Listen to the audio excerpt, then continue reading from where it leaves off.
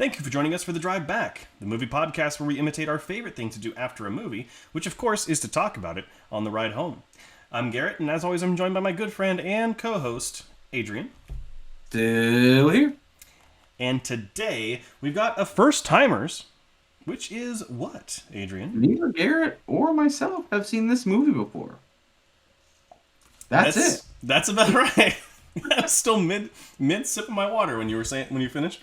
That's all right. And because today we've got Vin Diesel's baby, The Last Witch Hunter. His magnum opus. I think it's based off of his D&D character. So I think it's his magnum opus. So all of this and more is coming up on the drive back.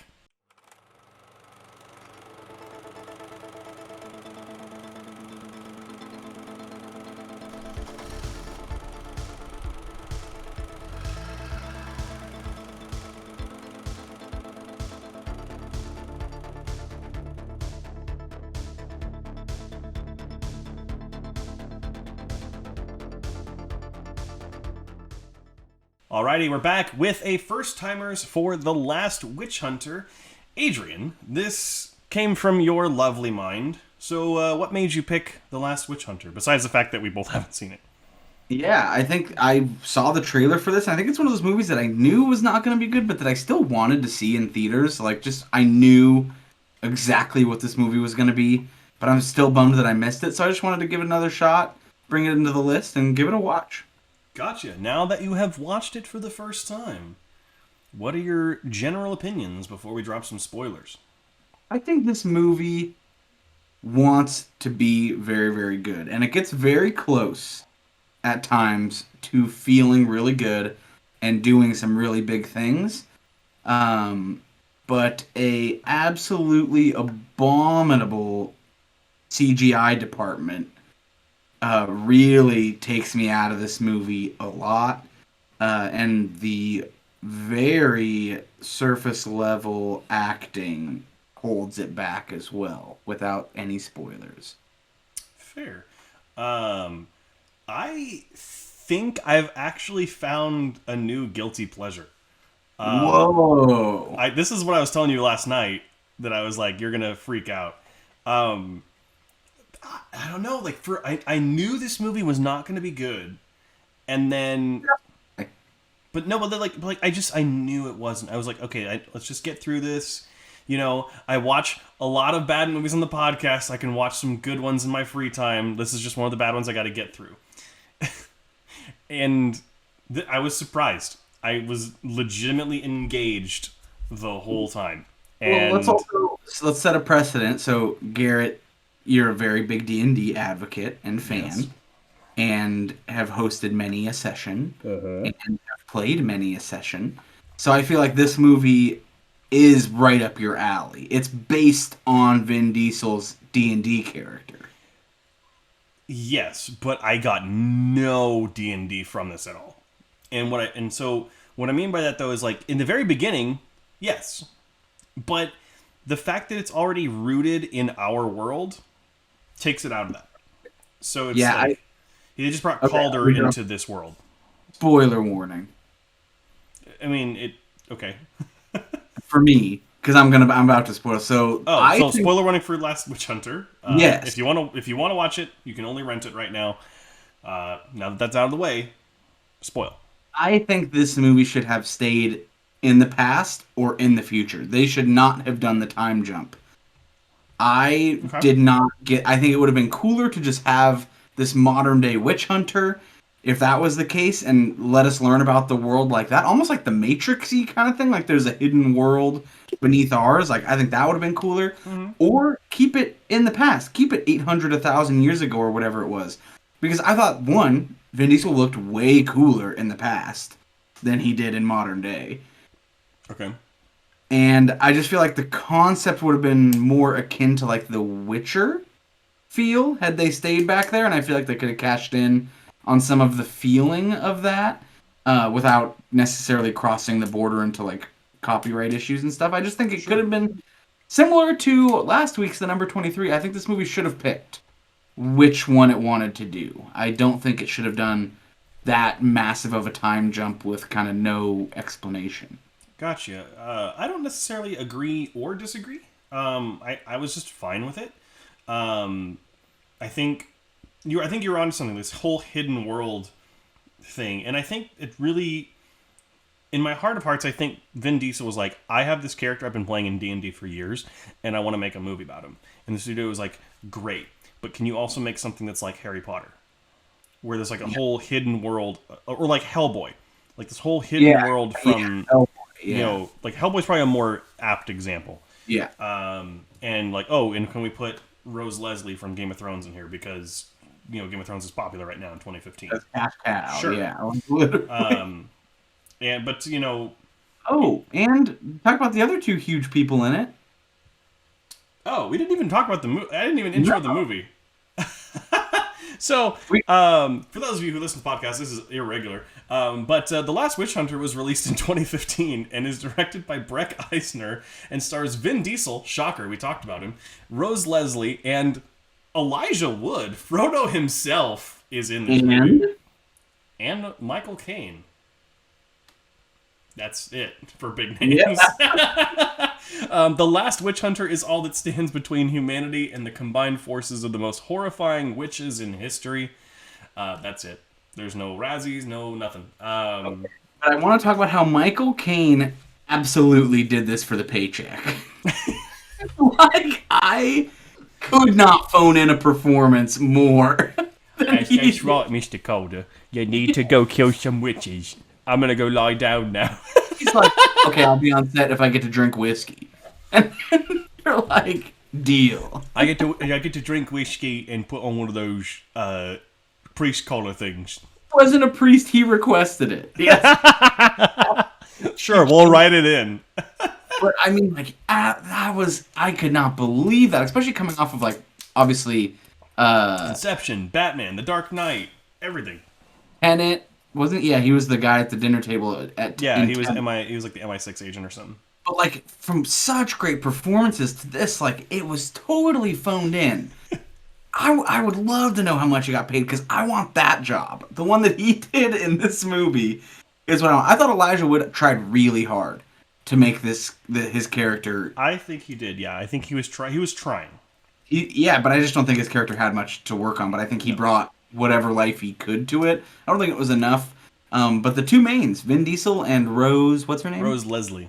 Rose Leslie could be anybody in this movie. Yeah, I liked Rose Leslie enough that I didn't really mind. Oh, I like Vin Diesel more than her. I need to talk about Vin Diesel in this movie.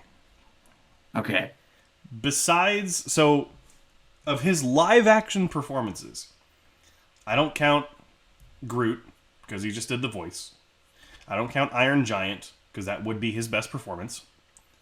And the only live-action performance I've seen him in that's better than this is Saving Private Ryan. Besides that, thinking about all the other movies that Vin Diesel's been in, this is one of his better performances. It's not saying much, but it's one of his better performances. I'll give you that. It is not saying much, and I don't want my words to carry that weight. But it is a better performance from him. It's literally, he plays himself plus 2. Like, I don't think he changes who he is.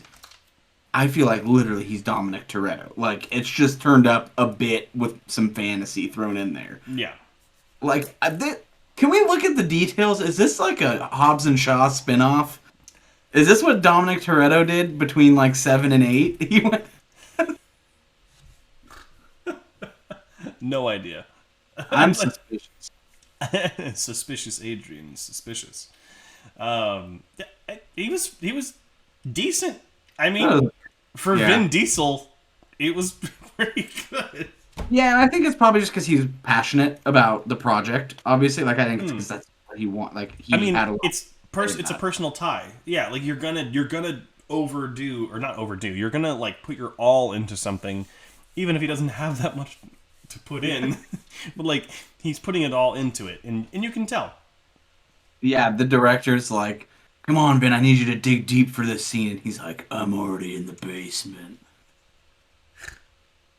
it's a very shallow performance, but he's in the deep end for his swimming capabilities. That's for Yeah. sure. I mean, yeah, it's probably, again, it's the best I've seen him live action since Saving Private Ryan, but again, it's not saying much. Yeah, it's a big gap between those two. Yeah, yeah. But other than that, though, I think you kind of. Oh, what? CGI. I think the CGI is pretty mediocre at times. I Yeah. definitely found myself getting pulled out quite a bit of being like, wow, that just looks really bad. Even when it looked bad, though, the design and like the kind of the idea behind the visual effects was there enough that it was at least intriguing. Like the way the Yeah. magic looked and blowing the fire sparks from the hand, that's straight out of D&D, and I really appreciated how those looked. But again, like later in the movie, like when the Witch Queen goes off and like all the bugs come out, and it's like, okay, cool, it's just a generic swarm. But I mean, the makeup on the Witch Queen didn't look that bad. We'll say the scene where he goes to meet Elijah Wood's character in the hotel and like the windows shatter and like the writing on the wall, that was actually pretty That cool. was cool. That felt like paranormal, like that was pretty good. But it's the stuff it's once they show you on screen. Like the stuff that happens kind of in the world is all fine. It's like the actual like the physical creatures that show up on screen for the most part, or like Mm-hmm. the tentacles. That scene with the tentacles, where he's getting like taken Oh yeah. and he's on the ground. He's like, nah, nah. I feel like they were like, just go writhe on the ground, Vin. Like, we got a camera set up. Just go ahead and do whatever you want. And then Someone tell him the next Fast and Furious has been canceled. No, no. someone tell him The Rock said no to Fast and Furious 10. Hey, he's just stone faced. Yeah, I mean, I don't really have much to say. This movie is exactly what it plays out to be. It's him playing his D&D character. It's the dream of anyone who feels like they have a good D&D character, and you get to make a movie about it. And he had the funds to, so Yeah. more power to you. I would do the same thing.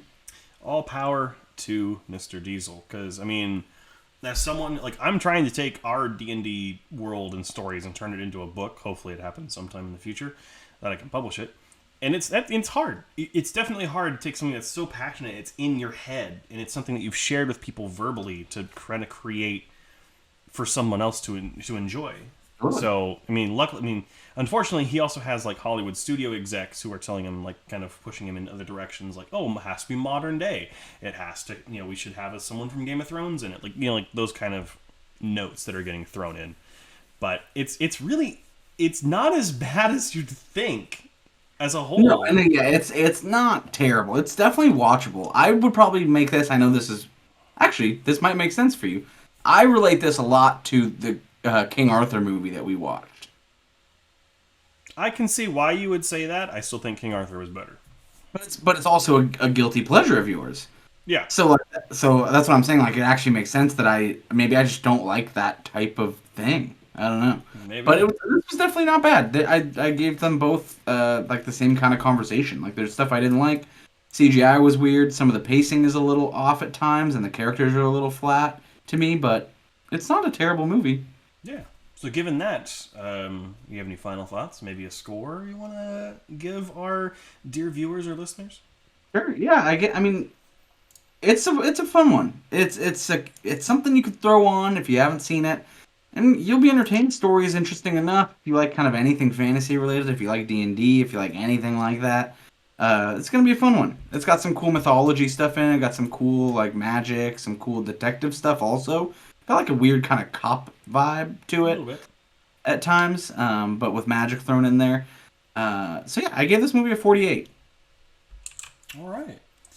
I said that while Vin Diesel is better than usual, and the film has some cool world building and some cool looking effects. They're not always good effects, but they're designed cool enough. Yeah. The Last Witch Hunter still fails. Still fails with an uninteresting villain and some predictable story beats. Because of that, for once, I think in a long time, I don't remember the last time this happened, I gave it a higher score than you did. I gave it a 52. But I think that comes from the fact that that experience, I enjoyed it far more than I thought I would. And so because of that, it earns a little bit of that guilty pleasure status. Absolutely. So definitely still a fun time. So, Yeah. but that is going to bring us to an end for this First Timers episode. Adrian, if anyone out there is as clueless as a non-witch would be while trying to learn, I don't know, I lost it. Where can they find us online? Short and sweet and simple. It's the Drive Back Podcast everywhere, whether that be YouTube, Apple Music, Apple Podcasts, Spotify, Stitcher, Instagram, wherever you want to talk to us, listen to us, or follow us. We're the Drive Back Podcast. Here on YouTube, we do post exclusive content. Every once in a while, we recently did a Marvel tier list of all the films thus far up to No Way Home, which was a big long video that we did. But the exclusive stuff here on YouTube. So go ahead and follow and hit the bell if you're watching us here to make sure you get notified. That is absolutely right. So, next week we are going to have a Rewatchables, which is always a lot of fun. And this is going to be a really good one, because I feel like there's no, like, bad movie we're going to be watching for quite a while, which is kind of nice. Next week we're going to be watching the classic Monty Python and the Holy Grail. It's been a long time for me. Which, it's only been, like, a couple months for me. I rewatch that movie every, like, that's a spoiler of how I feel. I rewatch it every couple of months. But that's going to be coming up next. Thank you so much for watching. Thank you so much for listening. We love you so much. Again, continued love and support going to the country of Ukraine. We will see you all next week on The Drive Back. Thank you for listening to this episode of The Drive Back. Make sure to be on the lookout for new episodes every Monday, and make sure to follow us on social media.